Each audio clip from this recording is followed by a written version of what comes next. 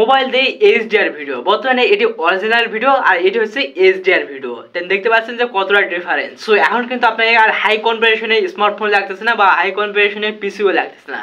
Just এখন কিন্তু আপনি চাইলে আপনার হাতের স্মার্টফোনটিতেই এ ধরনের এইচডিআর ভিডিও তৈরি করতে পারবেন। চলুন আপনাদের সেই পোস্টটি দেখানো যে কিভাবে আমি এ ধরনের এইচডিআর ভিডিও তৈরি করলাম। সো শুরুতে দেখেন আমি সোজা চলে যাচ্ছি অ্যাপটিতে।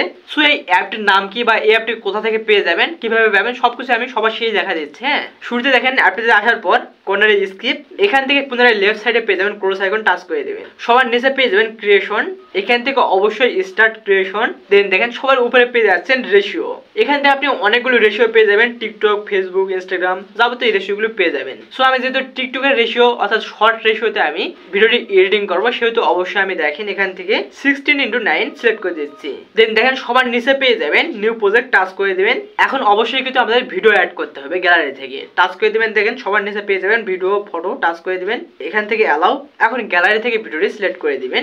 সবার নিচে পেয়ে যাবেন ইনপুট অ্যাসেস, টাচ করে দিবেন। দেন এখান থেকে একটু ওয়েট করতে হচ্ছে। অ্যান্ড অলরেডি আপনারা দেখতে পাচ্ছেন যে আমাদের এডিটিং প্যানেলে সেই ভিডিওটি চলে আসছে।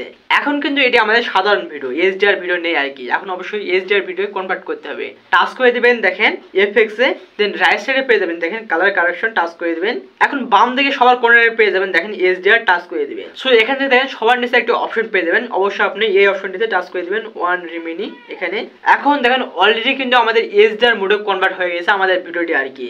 এখন আপনি চাইলে পুনরায় আবার এডিটিং করতে পারবেন, এইচডিআর মোডটি এডিটিং করতে পারবেন, টাচ করে দিবেন দেখেন এইচডিআর এখানে। সো এখান থেকে অবশ্যই আপনি ইন্টারসিটি 66 রেখে দিতে পারেন, এক্সপ্লোসার 63 রেখে দিবেন। সবকিছু হয়ে গেলে এখন আপনি টাচ করে দিবেন বাইরের অংশটিতে দেখেন। সো এখন আপনাদের একটু প্লে করে দেখা, হ্যাঁ দেখেন প্লে করতেছি।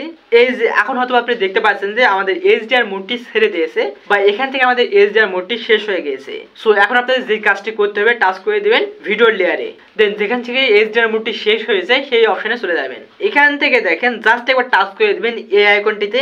এখন আপনাদের একটু প্লে করে দেখাই, দেখতে পাচ্ছেন যে অলরেডি কিন্তু সম্পূর্ণ আমার ভিডিওতে এইচডিআর মোডটি ছড়িয়ে গেছে বা হয়েছে আর কি এডিটিং। সো এখন প্রশ্ন হচ্ছে যে কিভাবে আপনি এই ভিডিওটি আপনার গ্যালারিতে সেভ করবেন। এটা তো রাইট, সেভ করার জন্য দেখেন সবার উপরে পেয়ে যাবেন এই আইকনটি, তীরের মতো আইকন, টাচ করে দিবেন। সো এখান থেকে অবশ্যই আপনাকে একটু অ্যাড দেখতে হবে, অ্যাড দেখার ফলে আপনি কিন্তু এই ভিডিওটি আপনার গ্যালারিতে সেভ করতে পারবেন। সো অবশ্যই আপনাকে একটি অ্যাড দেখতে হবে যেহেতু আপনি ফ্রিতে এই অ্যাপটি ইউজ করছেন। সো দেখ এভাবে আপনি সেভ করে নেবেন। এখন প্রশ্ন হচ্ছে যে কিভাবে আপনি এই অ্যাপটি ইনস্টল করবেন বা এই অ্যাপটির নাম কি, এটা তো রাইট। সো এখান থেকে দেন সোজা চলে যাবেন প্লে স্টোরে।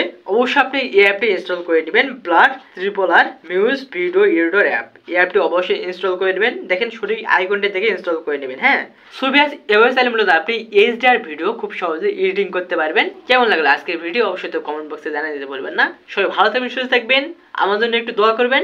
আল্লাহ হাফেজ।